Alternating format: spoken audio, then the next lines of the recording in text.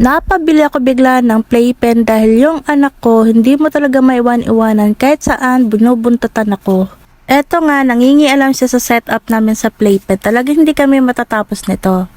Pinatulog ko muna siya kaya yan natapos naming i-set up yung playpen. Ang size pala nito ay 120 by 120. Maliit lang to. Yung bahay kasi namin ay nasa 22 square meters kaya bumili lang ako ng saktong-saktong playpen para lang talaga sa kanya. Kung gusto mo talaga na humiga dyan palagi, I suggest na bumili pa kayo ng mas malaki nito. Ito na yung pinakamaliit nila na playpen ha. Pwede ka namang humiga pero hindi siya ganun ka-comfortable kasi syempre kailangan nating i-stretch ang ating mga legs, ang ating mga kamay. So medyo maliit lang to siya, saktong-sakto lang talaga para sa kanya.